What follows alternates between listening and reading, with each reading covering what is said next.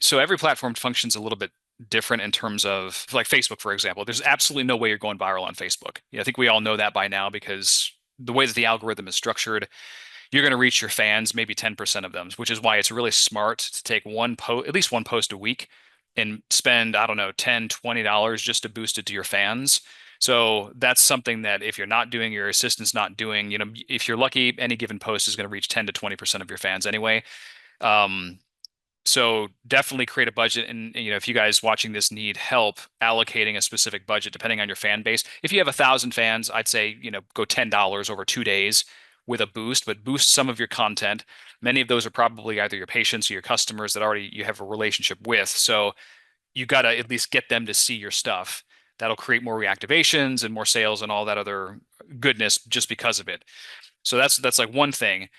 But a difference in like that algorithm versus, let's say, a TikTok where it's not reliant on the number of followers you have. It's massive. This is where anyone just opening up account can just have thousands or hundreds of thousands of video views in no time and build a following very, very quick. So if you guys need help with the strategy on each of these platforms, if something's hitting a wall, let's absolutely connect, because I've just seen it in so many instances where you're trying to do the same thing that you're doing on Facebook over on TikTok and vice versa, and maybe it's not working as well. Like Facebook has favored for the longest time, they tend to favor personal photos or photos, not generic stock images. That's why if you look at your analytics, in more cases than not, you'll see that, oh my gosh, my generic stock photo that X company is posting, it's like getting 5% visibility versus when I post a video of me in action or an office team shot.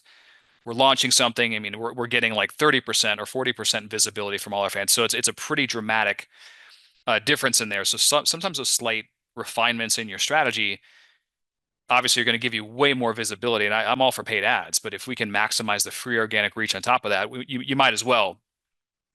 YouTube is kind of a different ball game as on top of it, because they've went through a lot of changes in the last 4 or 5 years, especially with health accounts, misinformation, shadow banning. So if you are, it might even be an option to potentially just start a new YouTube account, depending on if you're like, if you launch a video, like right now, when I launch a video, I only have 6,000 followers on my YouTube or my current YouTube. But that channel, I'm pretty sure it's shadow banned because I don't get a ton of like, even it might get like 20 views or 30 or 40, whatever it might be on any given video. So it's not shown in the search, and my very few of my people see it. Sometimes I will email my list with my content, try to get people to watch the video there. But if your account is and you suspect it is shadow banned, it would be smart to start a new one so you can actually start from scratch, depending on what you've talked about the last 4 years. And then you can really go and obviously use the shorts to build up your new users potentially, and then use longer form video to uh, to maybe attract a better high quality person. And by the way, I think I mentioned this before, but Descript and Riverside.fm are amazing programs, like all like the most sophisticated AI video editor, posting, like captions, enhanced audio. Like, it does everything for you, and it's like 20, $30 a month. So stuff like that is just, it makes it seamless that you can train your assistant to do. And then you got platforms like LinkedIn, which, there's a lot of spam on LinkedIn. In theory, there's a lot of professionals. So some of you right now, if you're not currently targeting professionals with your content, referral sources like medical doctors or personal injury attorneys, or, you should have a group of potential referral sources that we can run content to. And you can do that on LinkedIn. Like, even if you didn't get a response immediately, it would be really smart, at least to group all the MDs or any potential referral partner, even in with a 25-mile radius, and run like a really strong content piece toward them. A long time ago, I had one of my docs. She had a big OBG or pediatric practice, and she's like, I want to get a couple MDs on, to get referrals. And basically, what we did is we took on Facebook, because you can still target medical professionals by job titles, and so we took one of her pediatric adjusting videos. I'm sorry, she's adjusting a pregnant mom. It's a really clean video, shows how delicate it was, and we started marketing it and advertising it in front of OBGYNs, medical doctors. We put personal trainers in there, and it was a few weeks later, but she ended up getting like 2 or 3 referrals, like right off the bat from an OBGYN, which is really cool. So it just makes sense for the right people to know who you are because they're at the top of the food chain. And, for versus the average doc, Cairo seeing, let's say they see 5 new patients a week. If a medical doctor is seeing 100 patients, the amount of new patients they're seeing is a lot more every week. So it's literally, if you can go, I'm just a big believer in going to the top of the food chain if you can and setting up those referral relationships, and you can create that fertile ground using platforms like Instagram, or I'm sorry, platforms like Facebook, as well as LinkedIn to do that. But understand the LinkedIn algorithm is one just like TikTok, where if you don't devote a lot of time into LinkedIn personally, then you're likely not going to see a ton of engagement.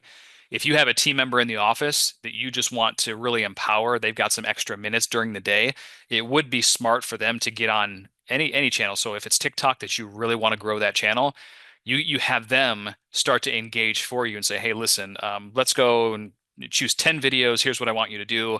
I want you to watch these videos all the way through. I want you to like it. I want you to add an intelligent comment that's, a couple sentences in there for each of these. So now TikTok or LinkedIn, they see that you actually engage in the network. And this is like the catch 22. Like if you don't engage a lot, they tend not to give you a lot of visibilities. And most networks are evolving that way. So if your assistant has more minutes in the day, it would be smart because that only benefits you from the organic side of things. And then, the X algorithm is very similar. For most of you, X is probably not going to be a primary breadwinner, but it is a highly trafficked website in the fact that you can still do their search because you can literally go, if I don't know, I could type in thyroid right now and I could search in Greenville and in the area, anyone that's actually talked about thyroid, or I could headaches do the same thing. And you can literally go down to the second. This has been the power of Twitter for a very, very long time. And I was looking at it a little bit earlier today, and it does still have that feature to where, I mean, right now I'm in Atlanta and I did a search. There is the advanced search. So once you do a search, you're going to see, I think it's 3 dots to the right when you do a search, and it's the advanced search option where you could literally go and I could probably pull it up right now, actually. X has become more of like a news channel and platform. So you do Mhm. find a lot of that stuff, and that's what typically goes viral in the feeds, but at the same expense, then they also reward more activity. So the more time you spend on there, so bottom line is pick your channels. If you're already crushing it on Facebook, well, still maximize what you have there, but then you move over to a different channel and you start to engage, and then we can always stack these layers on top of it. So